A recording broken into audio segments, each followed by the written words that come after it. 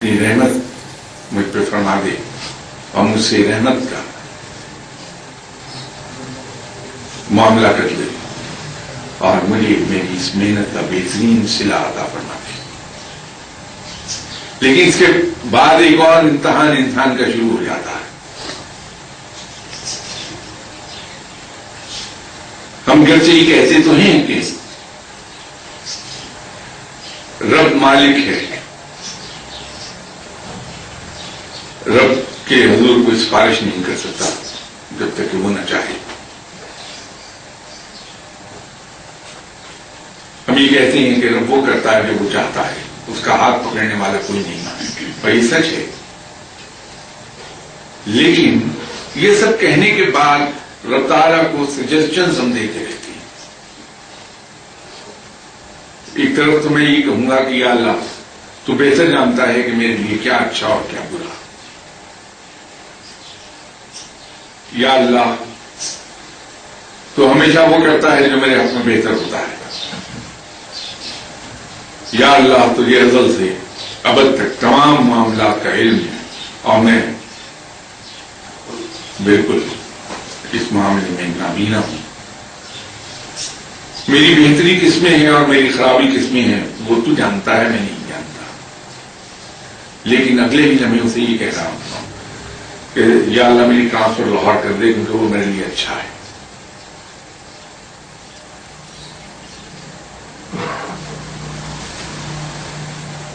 تو ہمیں جب ہم اللہ سے یہ دعا کرتے ہیں کہ تو ہمیں بہترین صلہ عطا فرما دے،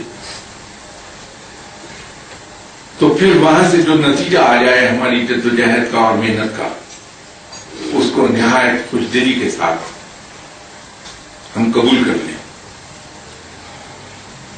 اور وہ جو حضرت علی کرم اللہ وجہہ نے مومن کا معیار سیٹ کیا تھا اور اپنی زندگی کا ایک بنیادی اصول بیان فرمایا تھا حضرت علی کرم اللہ وجہہ نے کہ جب مجھے کوئی چیز عطا ہوتی ہے رب کی طرف سے تو میں سجدہ شکر بجا لاتا ہوں کہ تو نے مجھے اپنی یہ نعمت عطا فرما دی، اور جب کوئی چیز مجھے نہیں ملتی تو میں سجدہ شکر بجا لاتا ہوں کہ یا اللہ یہ چونکہ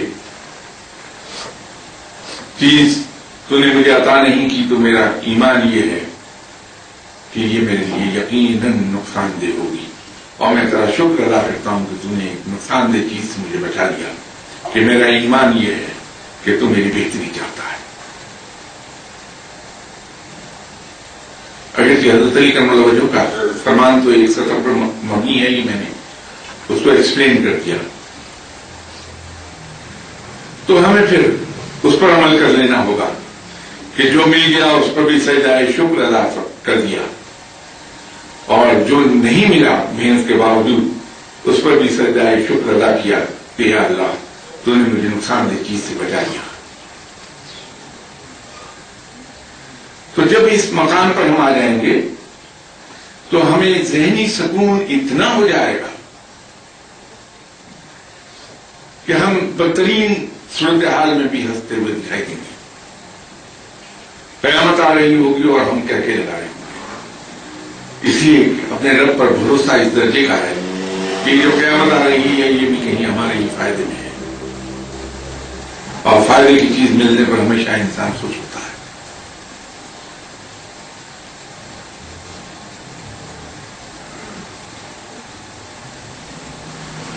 میری گزارش تو یہ ہوگی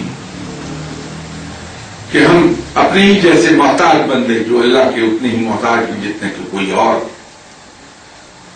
ان کے پاس دعا کے لیے نہ جائیں، بلکہ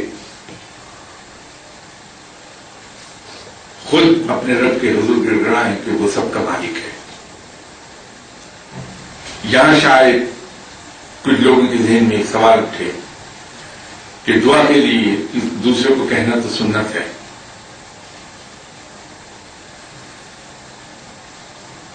وہ اس طرح سے کہ اگر کسی شخص سے ملے، اللہ کے نیک بندے سے، کسی اور کام سے،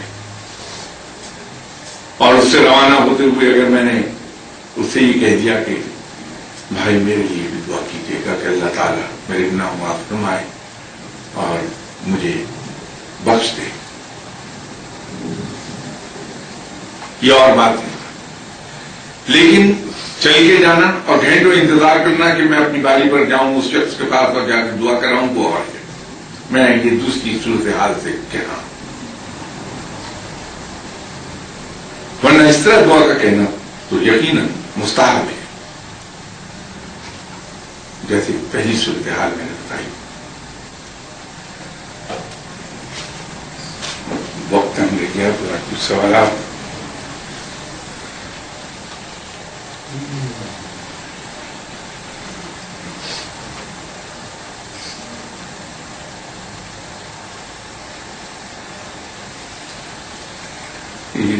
لاسٹ سنڈے اس پر بات ہو رہی تھی کہ کسی صاحب نے حضرت عمر فاروق رضی اللہ تعالیٰ عنہ کے فرمودہ بیان کیے تھے کہ محتاجی اور غربت 7 چیزوں سے آتی ہے.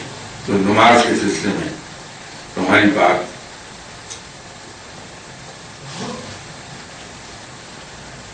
کافی تفصیل سے ہو گئی تھی لاسٹ سنڈے. اس میں دوسرا فرمان حضرت عمر فاروق رضی اللہ تعالیٰ عنہ کا یہ ہے کہ کھڑے ہو کر پانی پینے سے، گرچہ حضرت عمر فاروق رضی اللہ تعالیٰ عنہ نے یہ فرمایا 1400 سال پہلے، جبکہ ابھی کلینکل سائنسز اناٹمی بہت زیادہ ابھی انٹروڈیوس نہیں ہوئی تھی، لیکن اس وقت بھی حضرت عمر فاروق رضی اللہ تعالیٰ عنہ نے اپنے وین اللہ نے انہیں عطا فرمایا تھا علم لدنی کے ذریعے سے. تو یہ بات فرمائی. آج سائنس نے یہ ثابت کیا کہ جو انسان کھڑے ہو کر پانی پیتا ہے عام طور پر اس کے گھٹنوں میں درد شروع ہو جاتی ہے، اس لیے کہ گریویٹیشنل فورس جو پانی کا گریویٹیشنل فلو ہے وہ انسان کے ٹانگوں کی طرف ہوتا ہے اور وہ واٹر ریٹینشن کا سبب بنتا ہے، اس سے گھٹنوں میں درد.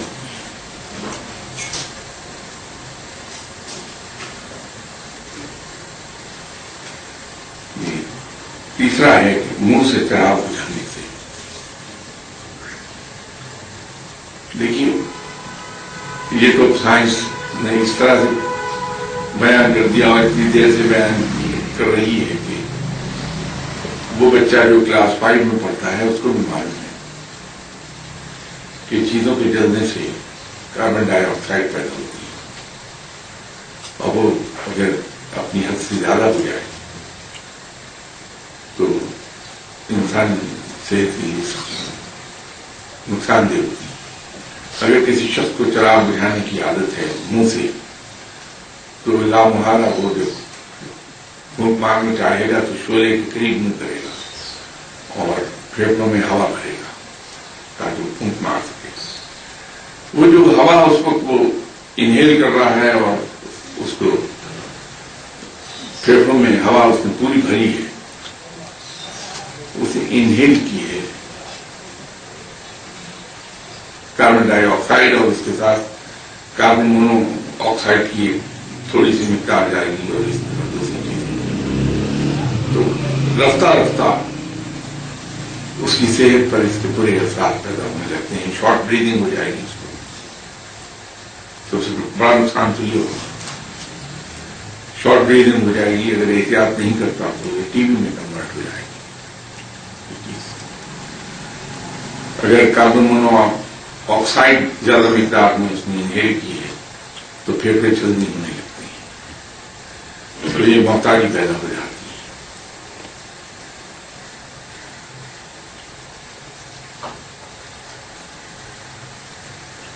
آستین یا دامن سے منہ صاف کرنے سے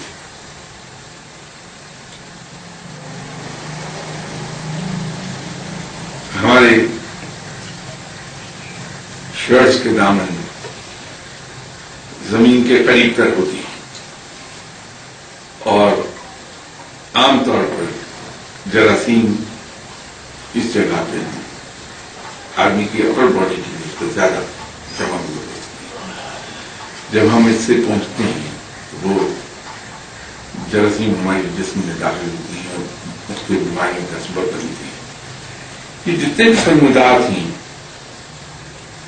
इनके पीछे हिकमत है।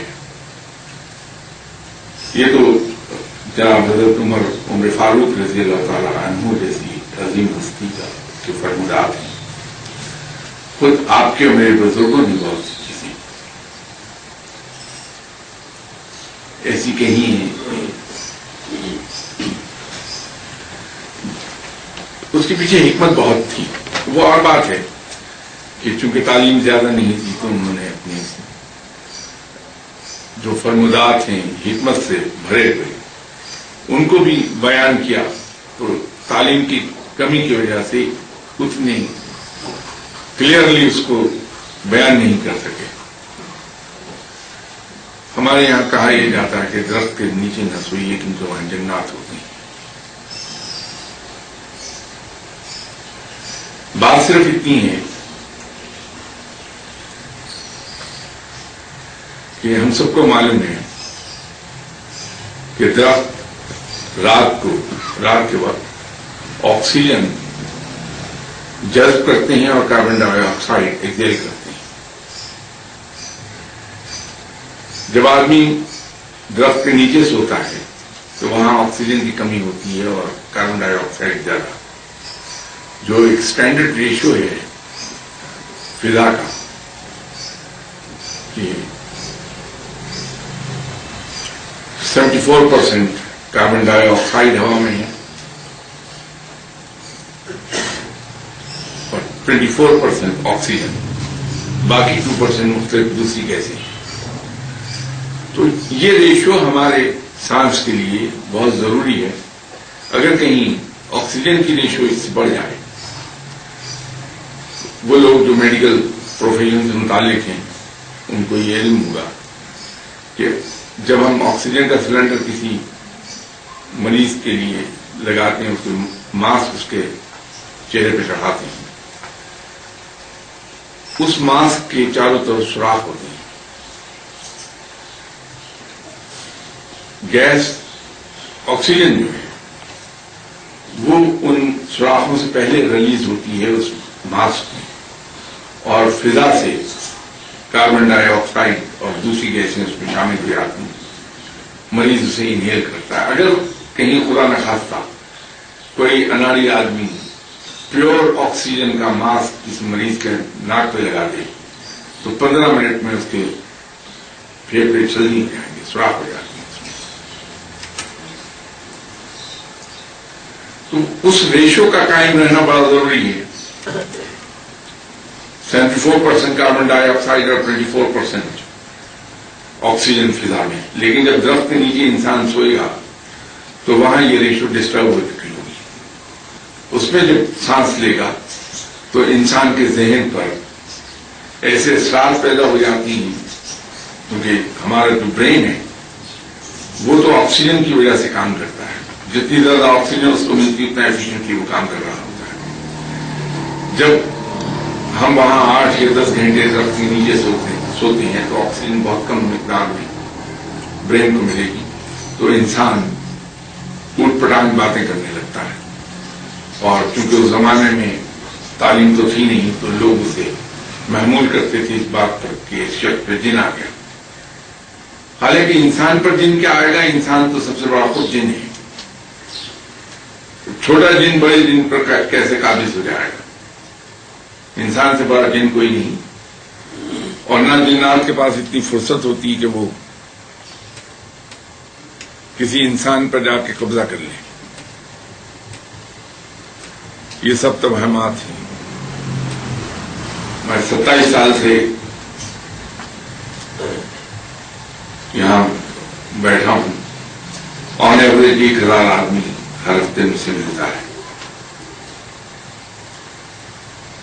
शायद 3 लोग ऐसे आए हैं मेरे पास अब तक 27 सालों में, और ऑन एवरेज 1000 आदमी पर वीक मिलते हैं जिन पे जिन्नात का असर था। अदरवाइज वो